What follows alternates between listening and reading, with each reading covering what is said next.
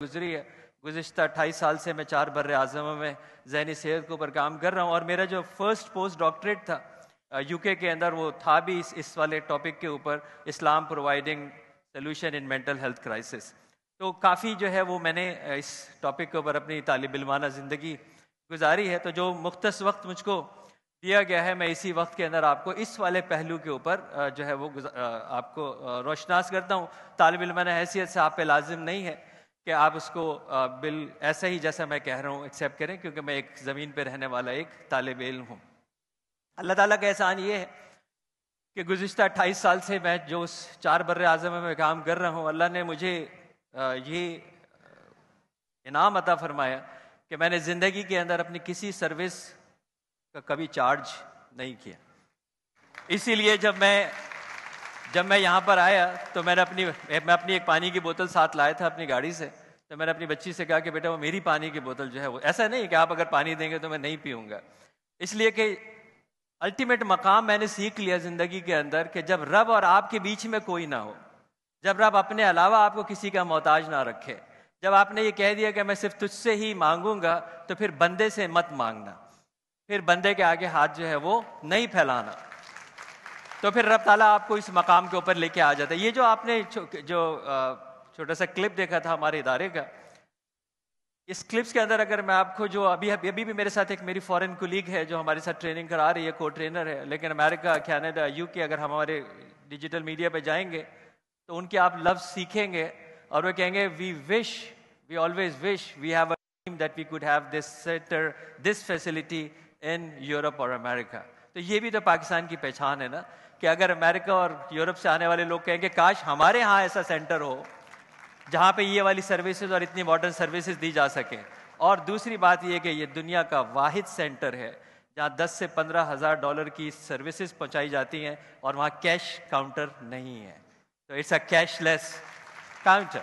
इसका मतलब ये कि जो शख्स दाखिल हुआ है, हम ये जानते हैं कि रब्बुल आलमीन का ये एहसान अजीम है कि वो ये कहता है कि शिफा मेरे हाथ में है, लेकिन मैंने तेरे पास इसको भेजा है। याद रख के तुझे अपना 100% देना है, और ये भी याद रख के शिफा तेरे हाथ में नहीं है, और ये भी याद रख के मेरे लिए कुछ भी नामुमकिन नहीं है, कुछ भी नामुमकिन नहीं है। तो this is a belief which we start. अगर इजाजत हो सर मैं कोट उतार लूँ। एक मेरी ख्वाहिश है, अगर कोई कितनी जल्दी ये ख्वाहिश पूरी कर सकता है, मैं ये चाहता हूँ कि मैंने बैज ताड़ा है जिसके ऊपर लिखा हुआ है दी वंडरफुल क्लब, कि बहुत सारे लोगों को ये लगा हुआ है दी वंडरफुल क्लब। मेरी बड़ी ख्वाहिश है कि ये मेरी शर्ट पे अभी लगा हुआ हो जिस वक्त मैं ये वंडरफुल क्लब का जो है वो आपके सामने प्रेजेंटेशन जो है वो कर रहा हूँ कि दी वंडरफुल क्लब। सर किसी को उतार के मत दें प्लीज, अगर आप ये मेरे लिए अच्छा नहीं होगा कि वो तो वैसे भी हमारे मेंटर है, लेकिन मेरी ख्वाहिश ये थी कि मेरे पास भी ये बैच जो है वो वंडरफुल क्लब का लगा हुआ हो।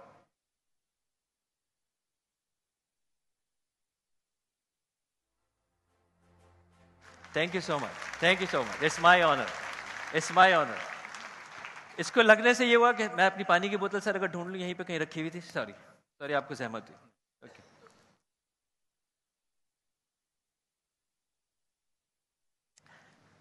मेरा आपसे बड़ा बचकाना सा सवाल है, मासूमाना सा सवाल है, कितने लोग हैं जिन्होंने हाथ उठा के बताइएगा 4 पहियों की सवारी पे सफर किया? आप किसी गाड़ी में यहाँ पे आए हैं, अगर चिंची पे आए तो शायद उसके 3 पहिए होते हैं, या रिक्शा के 3 पहिए होते हैं। बाइक पे आए तो 2 पहिए होते हैं, बाईसाइकिल पे आए तो 2 पहिए होते हैं, ऐसे ही है। कभी जिंदगी के अंदर किसी गाड़ी में बैठे हैं जिसके 4 पहिए होते हैं? बहन आप किसी ऐसी गाड़ी में बैठी हैं जिसमें 4 पहिए होते हैं? जी होते हैं। अच्छा, असल में बहुत सारे लोग जो है वो यूं हाथ उठा रहे थे, तो मैंने कहा कि शायद वो उस 4 वाली पहियों पे नहीं बैठे, वो डायरेक्ट ही हवाई जहाज में बैठे जिसके बहुत सारे पहिए होते हैं। सर सवाल बड़ा सा सिंपल है, अगर गाड़ी के 4 पहिए हैं और गाड़ी के तीनों पहिए बिल्कुल सही हैं और एक पहिया पंक्चर है, तो क्या आप अपने ड्राइवर को या चलाने वाले को ये फोर्स कर सकते हैं कि जब 3 पहिए सही हैं तो गाड़ी क्यों नहीं चला रहा? कर सकते हैं। इसका मतलब है कि गाड़ी के 4 पहियों का सही होना जरूरी है। अगर गाड़ी के 4 पहियों की हवा ऊपर नीचे हो, किसी में कम हो और किसी में ज्यादा हो, क्या ये गाड़ी स्मूथ चलेगी? अगर गाड़ी के चारों पहियों की अलाइनमेंट ना हो तो ये गाड़ी सही चलेगी? क्या ये मंजिल मकसूद पे सही तरह पहुंचेगी? क्या चारों पहिए अगर अलग अलग डिसाइड करें कि हमें जाना है तो ये गाड़ी कहां जाएगी? ये गाड़ी कहां जाएगी? थोड़ी देर के बाद आपको ये आइडिया हो जाएगा कि अगर आपकी गाड़ी रुकी हुई है तो वो क्यों रुकी हुई है। आपकी अपनी गाड़ी अगर रुकी हुई है तो क्यों रुकी हुई है। जैसे सर ने कहा था कि वर्ल्ड मेंटल हेल्थ ऑर्गेनाइजेशन और WHO की जो जहनी सेहत की डेफिनेशन है, this is not the absence of the disease, it's a well being of mind, body and soul. It's not the absence of disease. अगर मैं बीमार नहीं हूं तो इसका यह मतलब नहीं है कि मैं सेहतमंद हूं।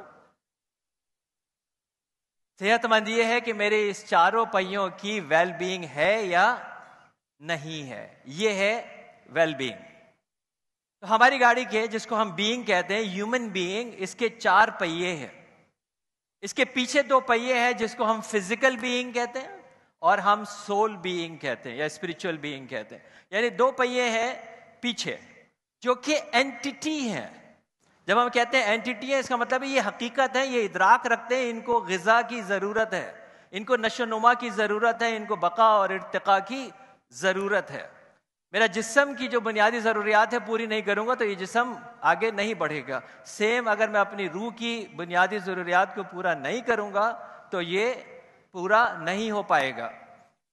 मेरे जिस्म का जो ऑपरेशन है वो 5 हवास के ऊपर चलता है, जब 5 सेंसेस आप सब लोग जानते हैं। इसी तरह मेरे ये एक्सटर्नल सेंसेस हैं जहां से इंफॉर्मेशन आती है। मेरे जो इंटरनल जो सोल है वो भी इन्हीं 5 हवासेस पर काम करती है, लेकिन ये बातिनी हवास हैं। हम अंदर से देखते हैं, सुनते हैं, महसूस करते हैं अंदर से।